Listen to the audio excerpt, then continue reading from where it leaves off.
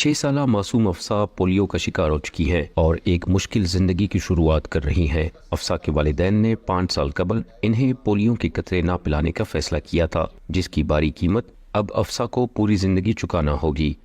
ये तो ऐसा हमारे लोगों का ये कहते हैं कि कोई ख़तरनाक या ज़रारनाक चीज़ होती है, इसलिए इस बच्चे को भी छुपाई थी।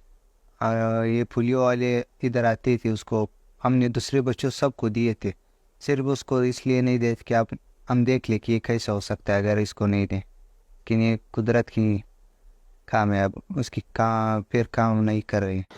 पोलियो वैक्सीन से जुड़ी गलत मालूमात और वहम की वजह से पाकिस्तान में अब भी हज़ारों ख़ानदान न सिर्फ अपने बच्चों को पोलियो वैक्सीन नहीं पिलाते बल्कि इसके खिलाफ मज़ामत भी करते हैं। यही वजह है कि पाकिस्तान और अफगानिस्तान दुनिया के वो आखिरी ममालिक हैं जहां अब भी पोलियो के केसेस रिपोर्ट हो रहे हैं। जो भी बच्चे अभी हमें रिपोर्ट हुए हैं वो सारे के सारे हिडन बच्चे हैं और वो बच्चों को छुपाते हैं ड्यूरिंग कैंपेन डेज, या अपने बच्चों को कतरे नहीं देते, या ये बताते हैं कि हमारा बच्चा घर में नहीं है। बलूचिस्तान के महकमे सेहत के मुताबिक सूबे में इंसदाद पोलियो के आलिया मुहिम के दौरान भी 5000 से ज्यादा वालिदैन ने अपने बच्चों को पोलियो के कतरे पिलाने से इनकार किया। हुक्काम ने यह भी इंकशाफ किया है कि कई इलाकों में पोलियो वर्कर्स और वालिदैन में बच्चों को कतरे ना पिलाने पर गठजोड़ पाया जाता है और पोलियो वर्कर्स ने कतरे पिलाए बगैर ही बच्चों की उंगलियों पर निशानात लगा दिए। इन इल्जामात पर 70 पोलियो वर्कर्स को मुलाजमत से निकाला भी गया है।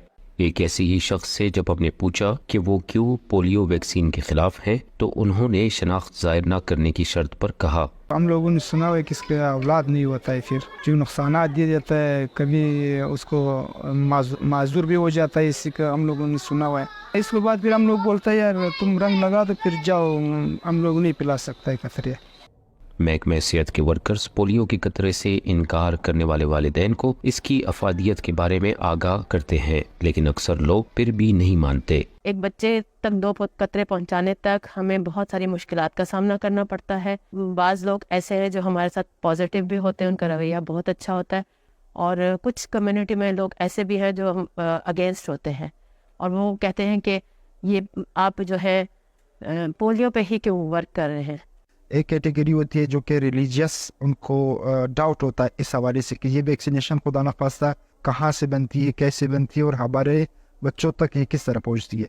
दूसरी ये होती है कि मेडिकल साइंस के हवाले से कुछ लोगों के डाउट्स होते हैं, फिर उसके लिए हम लोग बाकायदा प्रोफेशनल डॉक्टर्स होते हैं, हमारे साथ प्रोफेशनल लोग होते हैं, वो आके उनको कन्विंस करते हैं। हफ्सा भी ऐसे ही रवैयों का शिकार बनी है, मगर इसके अहल खाना अब पछताते हैं और अब खुद लोगों को पोलियो वैक्सीन पिलाने की तरगीब भी देते हैं। अफसोस तो होती है इसलिए कि दूसरों बच्चों को देख कर इसका एहसास खुशोर होता है, वो चल सकता है, खेल सकता है, ये कुछ भी नहीं कर सकते। दूसरों लोगों का हमारा पैगाम है कि एक ज़रूरी चीज़ है, लाजमी चीज़ है बच्चों को देना, इसलिए कि अगर हमने नहीं दिया, हमको मालूम हुआ है कि इसका नुकसान क्या है, न देने का नुकसान, अगर उसको दे दे तो फ़ायदा है, नुकसान कुछ भी नहीं है इसका।